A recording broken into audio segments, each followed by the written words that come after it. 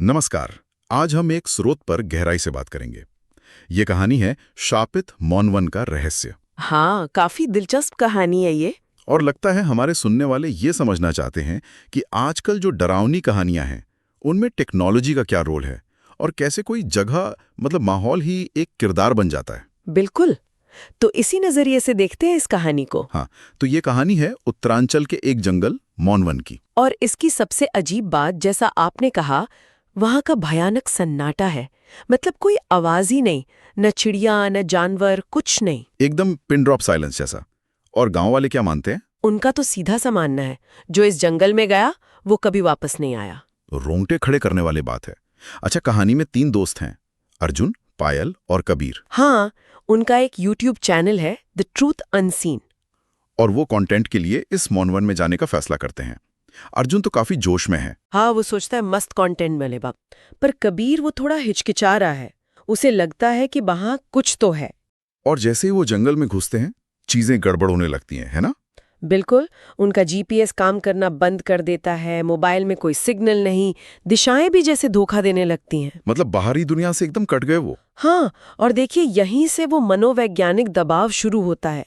ये सिर्फ जंगल का जादू नहीं है शायद, ये वो अकेलापन, वो दिशाहीनता जो हमारे दिमाग पर असर करती है, डर को और बढ़ा देती है। और पहली रात वो डर और गहरा हो जाता है। टेंट के बाहर वो आवाज, छप छप छप। हाँ, और कबीर को वो बूढ़ा आदमी दिखता है जिसकी आंखें नहीं हैं और वो बुदबुदा रहा है। क्या बुदबुदा रहा था? वो देख रहा है पेड़ों के बीच हर कदम पर मौत। बहुत ही डरावना मंजर। ये चेतावनी थी या कुछ और?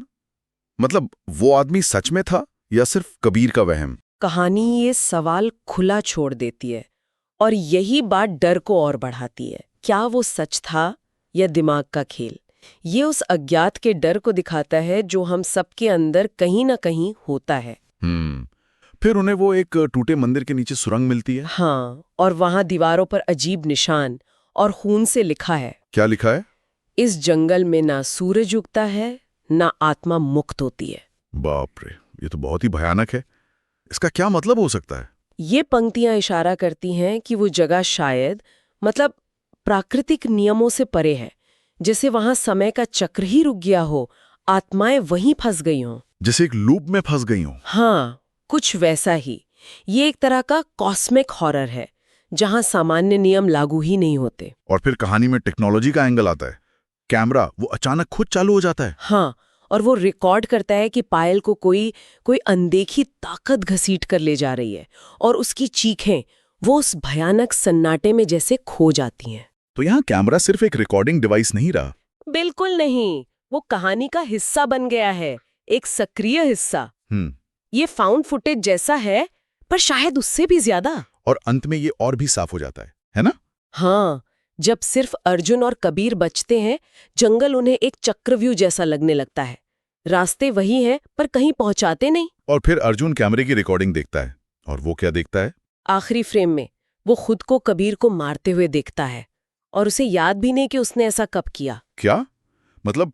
उसे याद ही नहीं? हाँ, ये बहुत ही भयानक मोड़ है। असलियत और वहम के बीच की जो लकीर है वो पूरी तरह मिट जाती है। क्या जंगल ने उससे ये करवाया या कैमरा कुछ और ही दिखा रहा है? दर्शक सोचने पर मजबूर हो जाता है कि अर्जुन की मानसिक हालत क्या है। बिल्कुल। और कहानी का चरम बिंदु वो तो सबसे ज्यादा डरावना है, जब अर्जुन अकेला रह जाता है, डरा हुआ, और कैमरे से मदद मांगने की कोशिश करता है। और कैमरा खुद उससे बात करता है, कहता है अब तेरी बारी है। ओह, यह तो कैमरा ही विलन बन गया। सही कहा। ये आज के डर का एक बहुत ही दिलचस्प चित्रण है। हमारी टेक्नोलॉजी जिस पर हम इतना भरोसा करते हैं वही हमारे खिलाफ हो जाती है। वो कैमरा सिर्फ रिकॉर्ड नहीं कर रहा था। नहीं, वो शायद उस जंगल की, उसकी चेतना का ही एक हिस्सा बन गया था, या कोई और ताकत थी जो उनकी टेक्नोलॉजी को ही उनके खिलाफ इस्तेमाल कर रही थी। ये अलौकिक और तकनीकी डर का एक अजीब मिश्रण है। तो अगर हम इस कहानी से मुख्य बातें निकालें तो पहला तो है मौनवन का वो सन्नाटा। वो सिर्फ माहौल नहीं है, वो एक तरह का मनोवैज्ञानिक हथियार है। हाँ, और डर सिर्फ बाहर से नहीं आता, अंदर से भी आता है। कहानी हमें सोचने पर मजबूर करती है कि कौन सा डर ज्यादा हावी है। और सबसे जरूरी बात, टेक्नोलॉजी कैसे वो आजकल डर की कहानियों में एक नया पहलू जोड़ रही है। बिल्कुल।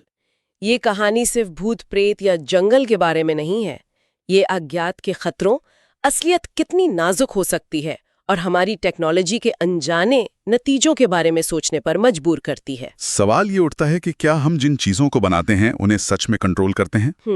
और जाते जाते एक सवाल श्रोताओं के लिए छोड़ जाते हैं। क्या हो अगर मौन वन जैसी जगहें सिर्फ शापित न हो? क्या हो अगर वो वहां आने वालों से सीखती हों? उनके डर को समझती हों, उनकी टेक्नोलॉजी को, उनकी कमजोरियों को उन्हीं के खिलाफ इस्तेमाल करती हों। हाँ, और वो कैमरा वो आखिर किस चीज का प्रतीक था? जंगल की आंख या हमारे अपने डर का ही एक प्रतिबिंब? सोचने वाली बात है।